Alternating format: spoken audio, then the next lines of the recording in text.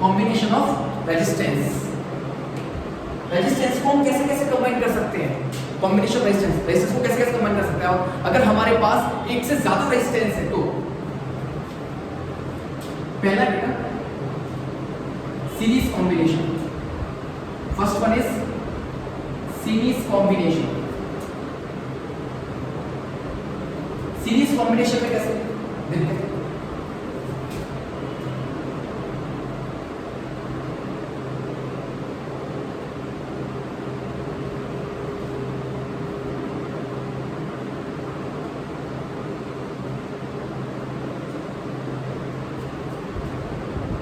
ये भी बैटरी लगा रखी है बेटा हमने, जिसका पोटेंशियल V है, स्विच अभी ओपन है, बंद है, ठीक है। अब चालू कर दिया, अब चालू कर दिया तो करंट फ्लो करेगा, ऑब्वियसली करेगा, हाई करंट जा रहा है, करंट जा रहा है, करंट जा रहा है।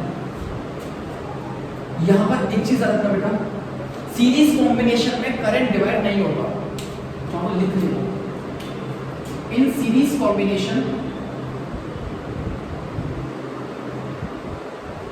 current doesn't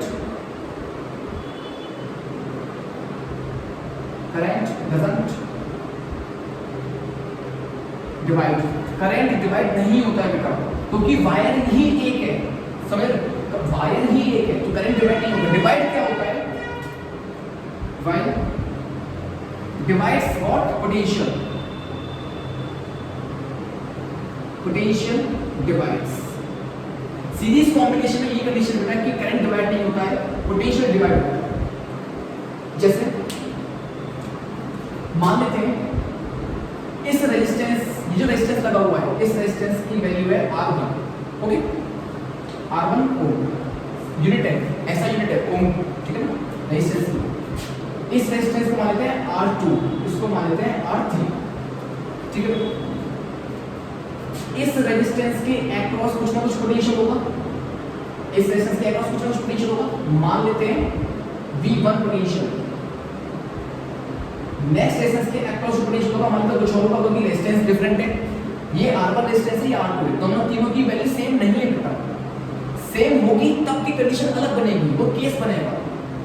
अभी हमने तीनों रेजिस्टेंस अलग लिए हैं, V1 R1 के लिए पोटेंशियल V1, R2 के लिए पोटेंशियल होगा V2 और R3 के लिए पोटेंशियल होगा V3।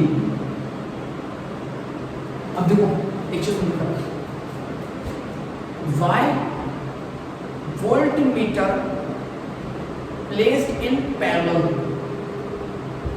Y voltmeter placed in parallel and ammeter in series।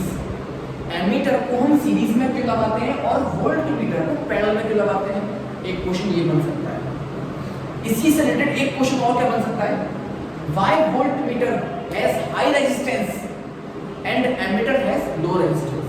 Voltmeter का रेजिस्टेंस हाई क्यों होता है और एमीटर का रेजिस्टेंस कम क्यों होता है? ये भी क्वेश्चन बनेगा। तो ये सारे क्वेश्चंस का मर्ज करके एक बिट तैयार की जाएगी, उसमें सब आ जाएगा, ठीक है बेटा।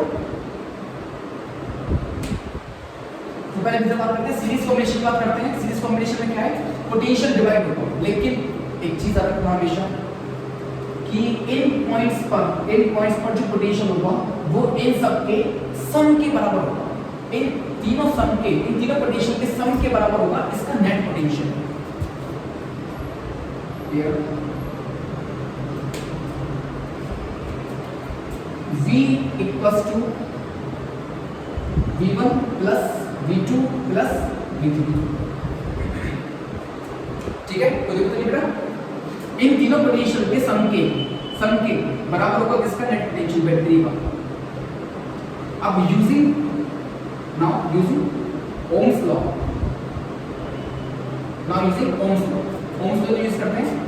V equals to IR, V equals to IR formula V की जगह IR नेट, V की जगह IR लगाया बेटा, कुछ नहीं, V की जगह IR लगाया, बस R मैंने नीचे से नेट लिख दिया है। इन तीनों का नेट रेजिस्टेंस तीनों को मिलाकर कितना आएगा? R net equals to V1 की जगह IR1, V1 की जगह IR1 प्लस V2 की जगह IR2, V3 की जगह IR3, ठीक है बेटा।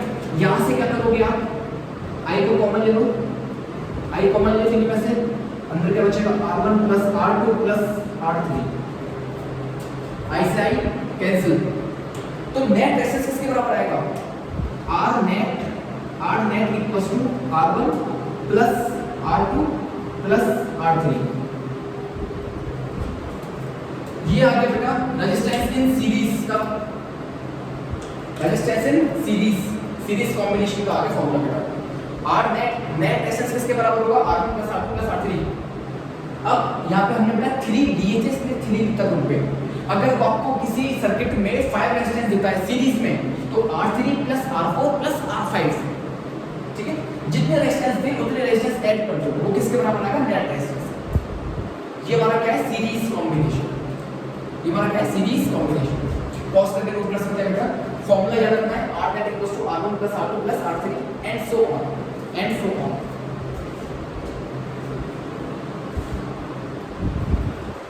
पॉज करके नोट कर बेटा। अब इसमें केस क्या बन सकता है,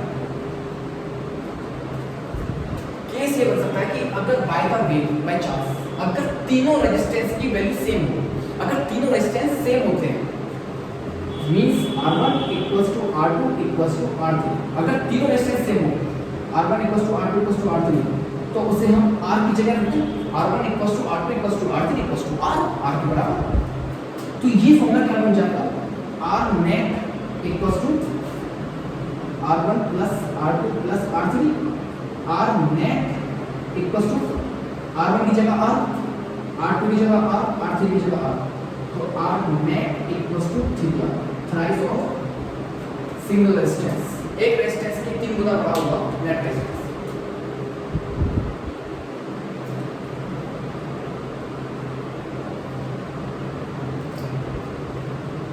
ओके बेटा, अब बात करते हैं पैरेलल कॉम्बिनेशन की।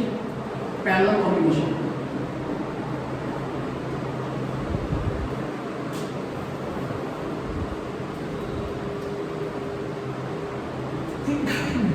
सॉरी,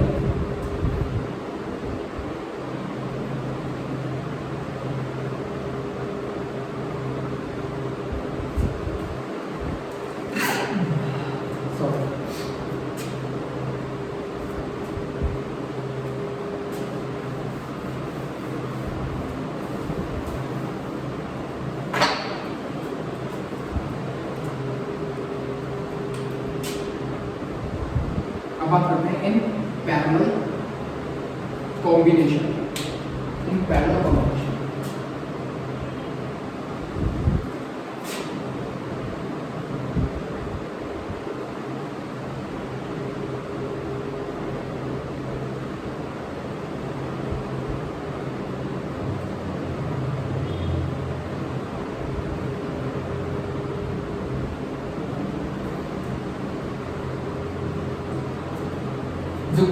ये बैटरी है, बैटरी का पोटेंशियल V मान लिया हमने, स्विच ऑन है, करंट जा रहा है, ओके। इसका रेजिस्टेंस R1, इस रेजिस्टेंस को R2 मान लेते हैं, इस रेजिस्टेंस को R3, ठीक है। अब होगा क्या, जब ये करंट आएगा बेटा, जब ये I करंट आएगा तो इसने क्या देखा कि मेरे सामने 3 रास्ते हैं, मुझे इस वाले रास्ते में भी जाना है, इसमें भी जाना है, इसमें भी जाना है, तीनों रास्ते हैं। तो ये जो करंट I करंट है बेटा, ये क्या हो जाएगा, तीनों वायर्स में डिवाइड हो जाएगा। इसे हम कह सकते हैं I1, I2, I3, ठीक है बेटा। ये करंट तीनों वायर्स के लिए क्या हो जाएगा, ये करंट I करंट डिवाइड हो जाएगा।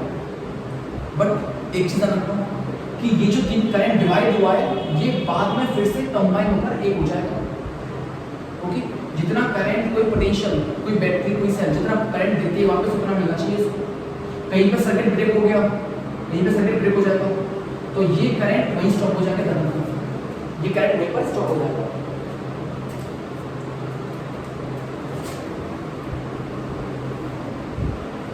तो यहाँ पर क्या बेटा, अभी तो हमने सीरीज में देखा था कि पोटेंशियल डिवाइड होगा, बट अब क्या होता है, पैरेलल कॉम्बिनेशन में करंट डिवाइड होता है, current divide by potential divide. Potential divide नहीं होता है, करंट डिवाइड होता है। पोटेंशियल तीनों रेजिस्टेंस के लिए सेम रहेगा, तीनों रेजिस्टेंस के लिए पोटेंशियल सेम रहेगा, ठीक है। तो here I equals to I1 plus I2 plus I2। Parallel में बेटा क्या हुआ, करंट डिवाइड हो गया, लेकिन जो करंट डिवाइड हुआ है वो वापस कंबाइन हो जाएगा, क्योंकि वापस भी आना है। तो I equals to I1 plus I2 plus I3। अब फिर से ओम्स लॉ को using Ohm's law. Ohm's law क्या था, V equals to I R। Put कर दो, V equals to I R। अभी पुट नहीं करना, ये कंडीशन इच्छित बताओ। V equals to I R है, तो I कितना आएगा आंसर, I equals to V upon R आएगा बेटा। ओम्स लॉ से V equals to I R है, तो I कितना आएगा, V अपॉन R। R नीचे रहेगा, V अपॉन R। तो I की जगह क्या लिखेंगे हम,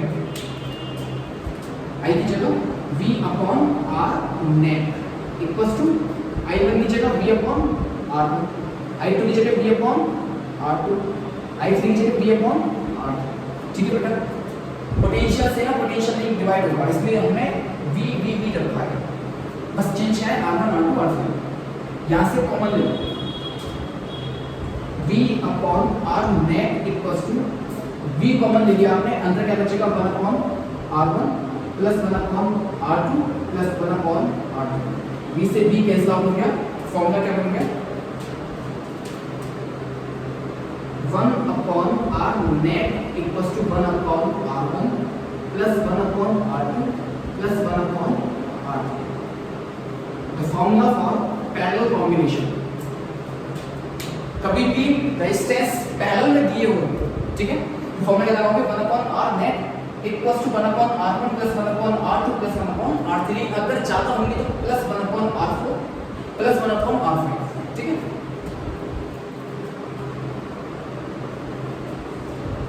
ओके,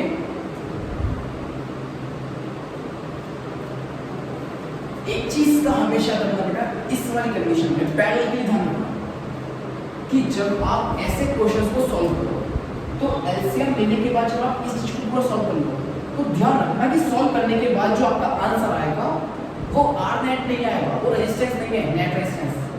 वो क्या है, 1 अपॉन आर नेट की वैल्यू आएगी।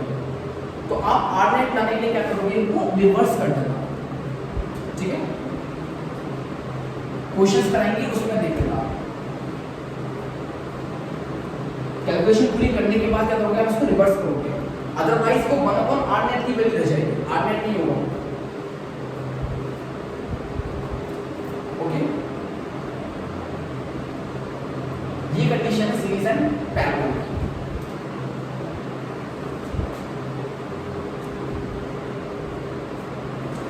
अब कॉस के ऊपर से कितना कॉस होगा। अब बात करते हैं advantage and disadvantage of series and parallel combination.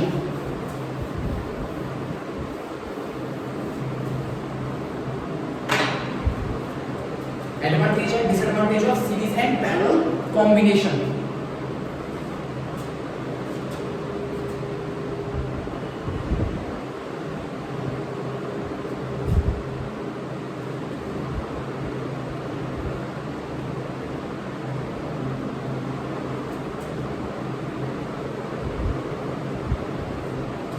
क्या क्या एडवांटेजेस हैं सीरीज के और क्या क्या डिसएडवांटेज है सीरीज के, दोनों की बात करेंगे बेटा, सीरीज के लिए भी और पैरेलल के लिए भी। एडवांटेज डिसएडवांटेज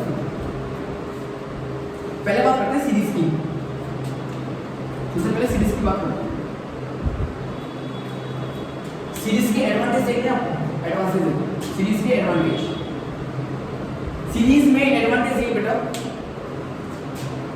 कि अगर रेजिस्टेंस या अप्लायंसेस अगर सीरीज में लगाए जाए तो एक तो वायरिंग कम की जाएगी, सारे अप्लायंस एक ही वायर में आ जाएंगे, एक ही वायर से अटैच हो जाएंगे, वायरिंग कम होगी।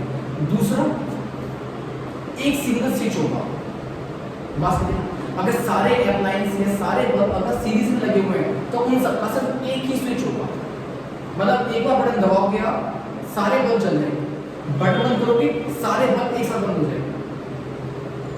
ये कंडीशन देखी आप लोगों ने, दिवाली पे देखिए झालर में, यू नो दिवाली पे जब लाइटिंग करते हैं तो जो झालर लगाते हैं हम लोग, लाइट लगाते हैं, उसमें क्या है, उसका सिर्फ एक ही स्विच होता है, एक प्लग होता है। एक बार बटन दबाओगे ऊपर से नीचे तक सारे बल्ब जल जाएंगे। ये नहीं कि हर स्विच और बंदूक की तरह सारे बटन दबाने पड़ रहे हैं हर एक बल्ब के लिए। एक प्लग लगाते हैं, एक बटन दबाते हैं, सारे झालर अपने आप जल जाते हैं। इसे बोलते हैं सीरीज, जिसका एक स्विच होगा, उसमें वायरिंग भी कम होती है। ये क्या इसके एडवांटेज सीरीज की, इसके एडवांटेज। डिसएडवांटेज क्या है? बहुत बढ़िया। डिसएडवांटेज ये होते हैं मतलब कि अगर सीरीज में लगे हुए अप्लायंस, सीरीज में लगे हुए अप्लायंस का एक स्विच है, बाय चांस किसी भी वजह से अगर कोई भी एक अप्लायंस अगर फूक जाता है, कोई भी एक अप्लायंस, तो सारे अप्लायंसेस बंद हो जाएंगे। समझे? जैसे वापस झालर की बात करते हैं, झालर जब लगाई जाती है तो उस झालर में अगर कोई एक बल्ब अगर फ्यूज हो जाता है, खराब हो जाता है, ठीक है, या उसके अंदर जो वायर होता है वो वायर टूट जाता है, हीट अप होगा, तो सारी झालर, पूरे सारे बल्ब झालर की पूरी झालर बंद हो जाती है। ये डिसएडवांटेज है। अगर ऐसे ही अगर हम अपने हाउस में, अपने घर में सारे अप्लायंसेस को हम एक ही स्विच देते हैं, जैसे एक कमरे में 4 बल्ब में 2 पंखे लगे हुए, ठीक है, सबके हमने एक स्विच दे दिया। अब बाई चांस किसी वजह से फैन या कोई एक बल्ब खराब हो जाएगा तो सारे अप्लायंस बंद हो जाएंगे। ये क्या इसका डिसएडवांटेज, ठीक है बेटा, ये इसका डिसएडवांटेज, सारे अप्लायंस बंद हो जाएंगे, फिर हमें चेक करना पड़ेगा, हर एक अप्लायंस को चेक करना पड़ेगा। ये इसका डिसएडवांटेज है सीरीज का। ओके, ये क्या इसका सीरीज का डिसएडवांटेज। ओके बेटा, लिख जो है यहाँ पर आपको बुक्स में एनसीईआरटी में सब मिल जाएगा, और अगर आप चाहो तो और ज़्यादा भी मिलेगा, आप नेट पे सर्च कर सकते हो, advantage and disadvantage of series and parallel combination, सब कुछ आ जाएगा। मेन क्या है समझना, आप समझ लो। अब बात करते हैं पैरेलल की, पैरेलल कॉम्बिनेशन की। पैरेलल कॉम्बिनेशन की पहले बात करते हैं एडवांटेजेस की।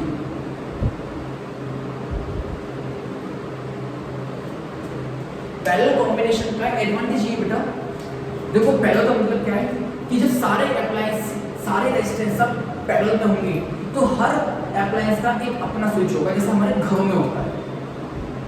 फैन का स्विच अलग है, बल्ब का स्विच अलग है, रॉड का अलग है, ठीक है ना, वॉशिंग मशीन का अलग है, टीवी का स्विच अलग है। तो ये क्या है बेटा, इसे बोलते हैं पैरेलल कॉम्बिनेशन, मतलब हर एक अप्लायंस का एक अलग डिफरेंट स्विच होगा। इसमें इसका एडवांटेज क्या है, एडवांटेज ये होता है कि अगर किसी वजह से, किसी भी इफेक्ट की वजह से कोई भी अगर एक अप्लायंस खराब होगा तो बाकी के रिमेनिंग अप्लायंस सब चलेंगे, ठीक है, ये इसका एडवांटेज है। कोई भी अगर एक अप्लायंस खराब हो जाएगा तो बाकी के सारे अप्लायंस चलेंगे, क्योंकि उन सबका अलग स्विच है, उन सबकी अलग वायरिंग की गई है, ठीक है, उन सबकी अलग वायरिंग है। ये इसका क्या है एडवांटेज। और पैरेलल का डिसएडवांटेज क्या है? डिसएडवांटेज सोचो क्या हो सकता है? डिसएडवांटेज ये बेटा कि सारे अप्लायंसेस को जब हम डिफरेंट स्विच देंगे तो सबकी वायरिंग ज्यादा होगी, वायर ज्यादा यूज होगा। सीरीज में तो फटाफट सबको लगा दो, कोई दिक्कत नहीं है, लेकिन पैरेलल के लिए क्या है, ज्यादा वायर यूज होता है, ठीक है ना, ज्यादा वायर यूज होगा, सबके लिए डिफरेंट स्विच लगेंगे। ये क्या है इसका डिसएडवांटेज, थोड़ा डिसएडवांटेज है, ठीक है बेटा। तो देखो तो नहीं है, ये क्या है advantage disadvantage series and parallel combination.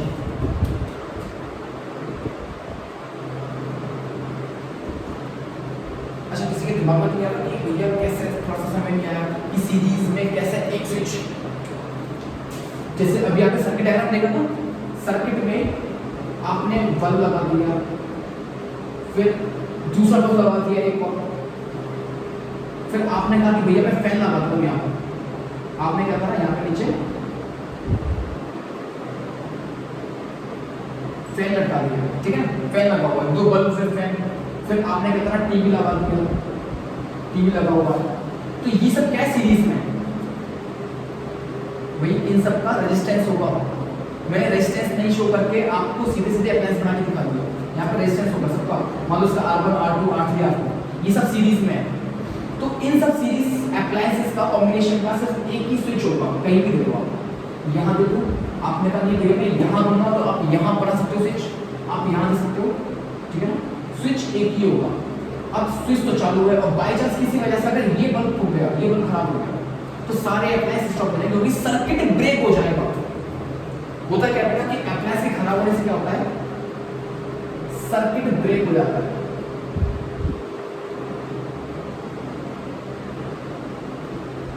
Circuit break हो जाता है। सर्किट ब्रेक होने का मतलब क्या है कि सर्किट इनकम्प्लीट हो गया, सर्किट इनकम्प्लीट हो गया, और इनकम्प्लीट सर्किट में करंट फ्लो नहीं होता, ठीक है, सारे अप्लायंस स्टॉप हो जाएंगे। तो हमें चेक करना पड़ेगा कौन सा अप्लायंस खराब हुआ है चारों में से। तो ये इसका कौन सा क्या है, डिसएडवांटेज सीरीज का। अब आपने कहा ये कि पैरेलल में कैसे होता, तो पैरेलल का भी कैसे होगा, जैसे ये बल्ब B1 यहाँ लगा दिया आपने, दूसरा बल्ब B2 अब लगा दिया आपने, फैन लटका दिया, ठीक है ये, और अब नीचे लगा दिया आपने टीवी, गुड आओ लगा के टीवी देखो ना कभी भैया। ये स्विच एक स्विच आप यहाँ दे सकते हो चाहो तो, अदरवाइज यहाँ से आप बैटरी से लगाओ, यहाँ पे आप स्विच दे सकते हो, स्विच यहाँ दो, एक स्विच यहाँ दो और यहाँ, चारों के अपने डिफरेंट स्विच हैं, सबकी डिफरेंट वायरिंग की गई है, वायर ज़्यादा यूज हुआ है। तो ये क्या इसका एडवांटेज तो ये कि अगर कोई एक अप्लायंस खराब होगा तो वो रुकेगा, बाकी सब चलेंगे, बाकी सब चलेंगे। लेकिन डिसएडवांटेज क्या है कि ज़्यादा वायर यूज होगा, अलग अलग स्विच यूज होंगे, ये डिसएडवांटेज है। ओके बेटा, समझ आ गई सीरीज पैरेलल का कॉम्बिनेशन का फॉर्मूला याद होना चाहिए बेटा आप लोगों को। सीरीज का फॉर्मूला क्या था और पैरेलल का फॉर्मूला क्या था, रेजिस्टेंस का ये